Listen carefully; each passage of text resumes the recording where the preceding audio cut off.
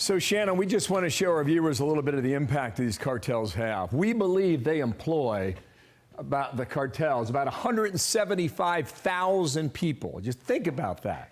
That's a major corporation.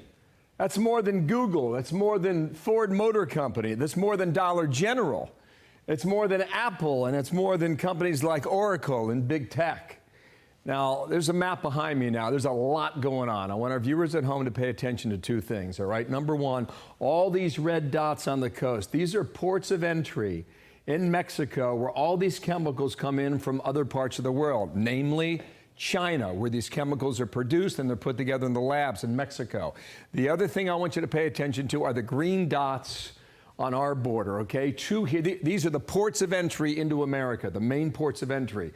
2 in California, 2 in Arizona, 1 in New Mexico along the Texas border, and then 3 others here in Southeast Texas. This is a real problem because this is where the cartels get into American towns.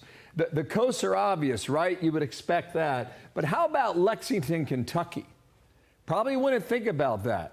Or St. Louis, Missouri, or Salt Lake City, Utah. And that's how pervasive this has become. Anne Milgram knows it better than anyone. She's the administrator for the DEA, and she joins me now. And good morning to you. Good to have you back in our program. You've got a major headline you're prepared to announce that for the first time, lab results conclude that 7 out of 10 pills seized by the DEA contain fentanyl. Is that what you have found? Yes, that's right, Bill. And, you know, our focus right now is on saving American lives by stopping fentanyl and defeating the 2 cartels that are responsible for the American deaths. This year already, in 2023, we have seized more than 60 million fake pills that contain fentanyl. When I came in 2021, 4 of those 10 pills, of the 10 pills we were seizing, contained a potentially deadly dose. That's 2 milligrams or more. Last year, it was 6 out of 10. This year, we are now seeing it is 7 out of 10 pills that contain a deadly dose. And that is really critical to understand 2 things. One, we are seizing more than we have ever seized before. Last year, in all of 2022, we seized about 58 million pills. We have already exceeded. We have now seized more than 60 million fake fentanyl pills.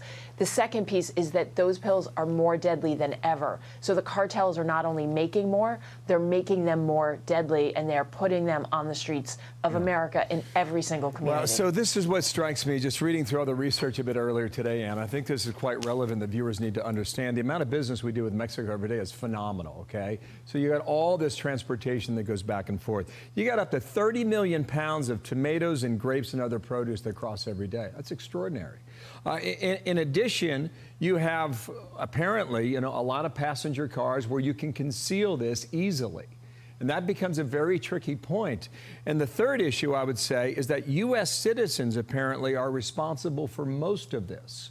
So tie all that together and explain why it is so difficult to stop it. So first of all, I think we should start even at the beginning, which is that fentanyl is the deadliest drug threat we've ever faced. It is also incredibly cheap to make, and it is easy to transport or hide because these tiny quantities, the amount that you could fit on the tip of a pencil, are deadly. And so this has completely changed the face of narcotics trafficking in the world. These are man-made synthetic drugs, starting with these chemicals coming from China, going to Mexico, where they are made into fentanyl powder and then often pressed into pills. The powder and the pills are coming across into the U.S. And as we saw in a massive case we did against, a network-wide case we did against the Sinaloa cartel and the Chapitos, we saw that the fentanyl is coming in by land, by sea, by air, by underground tunnel, by any way possible. And again, tiny quantities are deadly. 1 kilo of fentanyl, 1 brick smuggled into the U.S. can make 300,000 to 500,000 fake pills. Yeah. And so that gives you a sense of how devastating this is and how vital it is that we be attacking this at every part of the supply chain. I've got about 30 seconds left for this last question. And that's a live picture, by the way, back in Eagle Pass, as another group of migrants crossed the river. Over the years, there's been different drugs that you've tried to battle, whether it was marijuana back in the day or whether it was cocaine, but now it's this deadly stuff. Just a small little amount can kill a person. How do we stand a chance?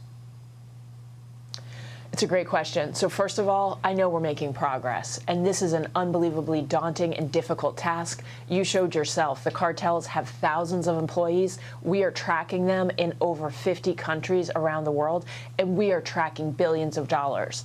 Here's the progress we've made. In the last year, we have created these strategic teams. We are mapping both of those cartels. We now know thousands of their members, where the money is flowing, and we are investigating and attacking every single part of that. And I have incredible confidence in the men and women of DEA and other U.S. state and local law enforcement that together we can do this. Okay, you got a huge job, and stay in touch with us as we stay in contact with you to find out how we can get it done. Anne Milgram from the DEA, thank you for coming back on our program. Thank you so much. I'm Steve Ducey. I'm Brian Kilmeade. And I'm Ainsley Earhart. And click here to subscribe to the Fox News YouTube page to catch our hottest interviews and most compelling analysis.